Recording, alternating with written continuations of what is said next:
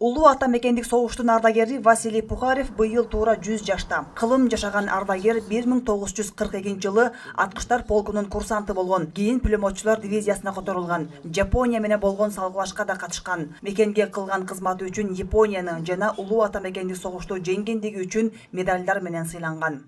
Я был на Дальнем Востоке, знаете где? Мен алыскы чыгышта Кытай менен чектеш аймакта өзүбүздүн жерибизди кайтардым. Ошол эле учурда Япония империясы менен Кытай республикасы ортосунда согуштук кагылышуу болуп жаткан. Жапондор Кытайдын жерин басып алган эле. Андан кийин 1945-жылы согуш аяктап калганда япондорду ал жерден кубалап чыгууга катыштым. Айтарым, жерибизде согуш болбосун. Дүйнөдө бир гана тынчтык болушун тилейм.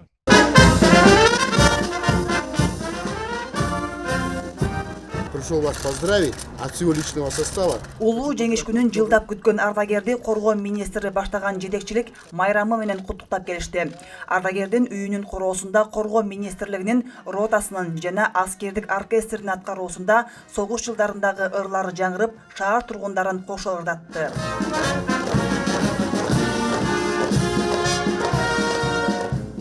Майрамыбыз менен бүт кыргызстандыктарды, ошо жердеги согушка катышкан ардагерлердин баарын куттуктап кетким келет. Баарыңыздарга тынччылык каалайм, ден соолук каалайм, аманчылык каалайм. Кыргызстаныбыз өсө берсин, өнүгө берсин. Ошого баарыбыз күбө болуп жүрөлү.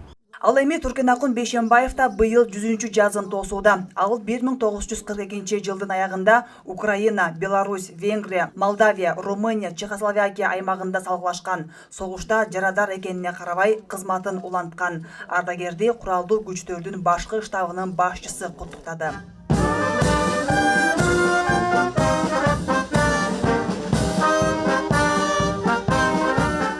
Ayağına sen ошол фронтта жүрүп, анан үйгө келдим бошоп. Бул согушту 24 миллион чүрөктөй балдар кайтыш болду. Бир гана бирибиз ушуну баарын жеңип, анан үйгө келдим. Ошондой эле 101 жашка келип калган Асбек Жумашевдин да саламаттыгынан кабар алган коргоо министрлигинин өкүлдөрү улуу жеңиш күнү менен куттуктап чакан белегин тапшырды. Жумашев СССРдын ички иштер министрлигинин алдындагы темир жол аткыштар полкунда кызмат өтөгөн.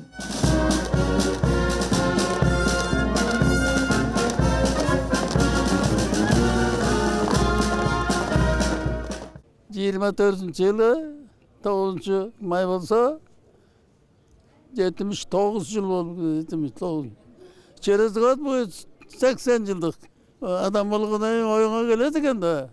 Эми мынча жашап 100-түгө келип алсак, 180 жылдык тойду кантип көрбөй кетебиз? Кыргызстандан кан майданга 360 миңден ашуун аскер аттанып, 160 миңден ашык мекендешибиз курман болгон. Бүгүнкү күндө өлкөдө улуу ата мекенди согуштун 39 ардагери кылым жашап, дөөлөттүү каарлыкта өмүр сүрүүдө. Алардын 22си Борбор калаада жашайт. Айжамал Болот кызы, Руслан Сабатаров, Ала Тоо 24.